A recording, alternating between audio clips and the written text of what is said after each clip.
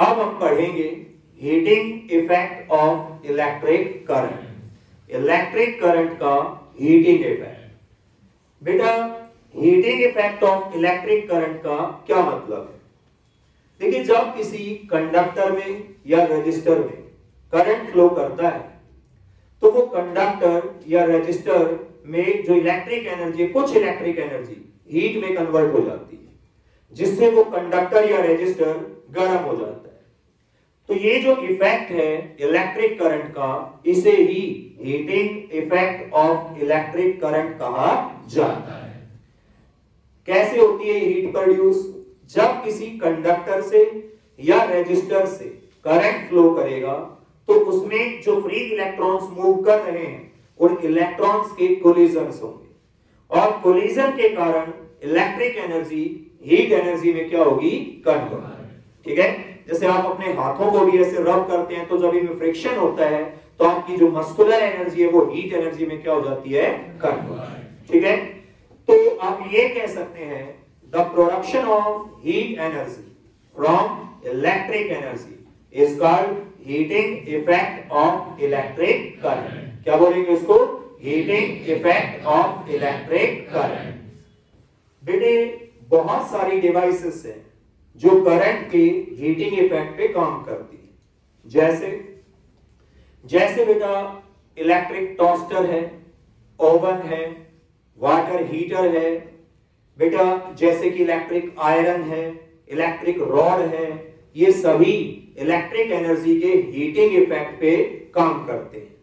आप electric iron को electric energy देते हो जिससे वो हीट एनर्जी प्रोड्यूस करती है और आप कपड़ों पे क्या कर पाते हैं? प्रेस। आप ओवन को या टोस्टर को इलेक्ट्रिक एनर्जी देते हो जिससे वो हीट एनर्जी प्रोड्यूस करते हैं और उससे आपका खाना पकता है। आप इलेक्ट्रिक रॉड को इलेक्ट्रिक एनर्जी देते हो और जिससे वो हीट एनर्जी में कन्वर्ट करके पानी को क्या करती है? गर्म। तो ये जो डिवाइसेस हैं वो इलेक्ट्रिसिटी के हीटिंग इफेक्ट पे काम करती है। किस पे? Heating effect. Heating effect of electric current. तो बेटा ये डिवाइसेस कितनी हीट प्रोड्यूस करेंगी ये आपको पता होना चाहिए। देखिए, जो भी ऐसी डिवाइसेस हैं जो इलेक्ट्रिक एनर्जी के हीटिंग इफेक्ट पे काम करती हैं तो उनका काम है इलेक्ट्रिक एनर्जी को हीट एनर्जी में कन्वर्ट करना। अब वे जितनी इलेक्ट्रिक एनर्जी कंज्यूम करेंगे उतना ही वो क्या प्रोड्यूस करेंगे? हीट। यानी वो जितना काम करेंगे उतनी वो क्या खर्च करेंगे? Electric energy. और उसी को वो किस में कन्वर्ट करेंगे? हीट। इसका मतलब जो हीट प्रोड्यूस होगी वो इक्वल होगी वर्क की। और वर्क जो है इलेक्ट्रिक एनर्जी के द्वारा कितना किया जाता है? वो वर्क होता है बेटा वोल्टेज इनटू में चार्ज। क्योंकि आपको बताया था वोल्टेज यानी पोटेंशियल डिफरेंस होता है work done by charge. Charge इधर आके मल्टीप्लाई तो work done by electric energy हो जाएगा वोल्टेज इनटू में चार्ज। अब आप जानते हैं बेटा कि चार्ज को हम लिख सकते हैं करंट इनटू में टाइम। ठीक है, क्योंकि करंट होता है charge divided by time. Okay, अब यहां से बेटे आप V को लिख सकते हो IR और ये IT तो है, तो ये हो जाएगा I स्क्वायर RT। क्या हो जाएगा? I square RT। तो बेटा फाइनली आपको हीट का फॉर्मूला मिला I स्क्वायर RT। मतलब जिस भी कंडक्टर या रेजिस्टर में करंट फ्लो हो रहा है तो आपको क्या करना है? जितना उसमें करंट है उसका स्क्वायर इनटू में उस कंडक्टर या रेजिस्टर का रेजिस्टेंस और इनटू में आपने कितने समय के लिए उसमें से करंट फ्लो कराया है। तीनों को आप मल्टीप्लाई करेंगे तो आपको पता लगेगा कि कितनी हीट प्रोड्यूस हुई है।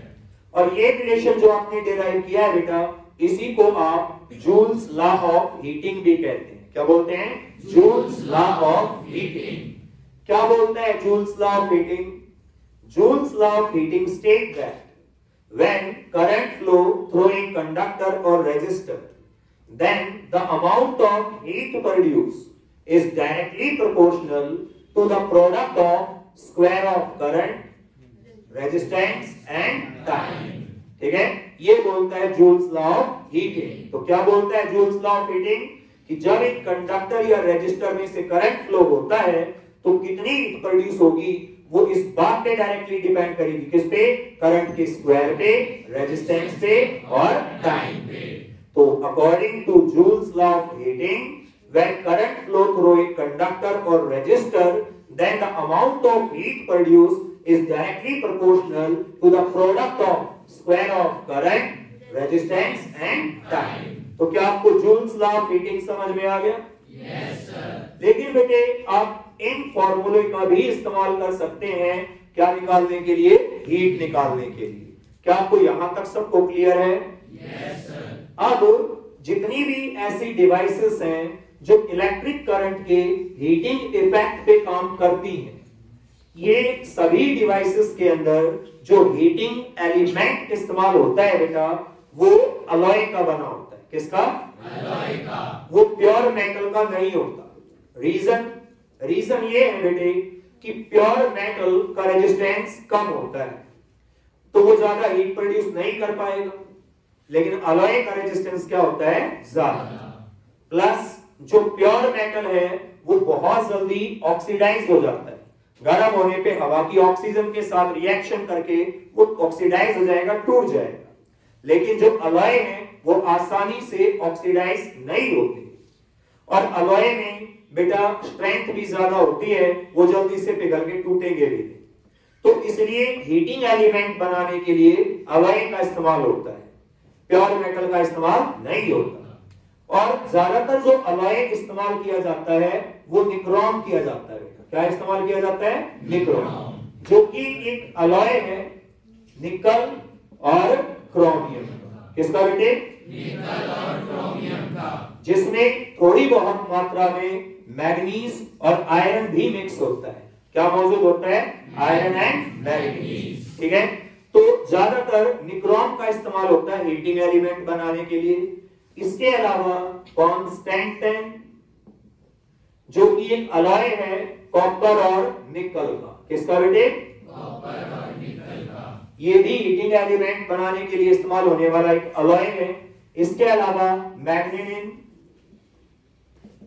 जो कि एक अलॉय है बेटा कॉपर का। ठीक है, निकल भी इसमें मौजूद होता है और मैग्नीज। ठीक है, तो ये कुछ अलॉय हैं जिनका इस्तेमाल हीटिंग एलिमेंट बनाने के लिए किया जाता है।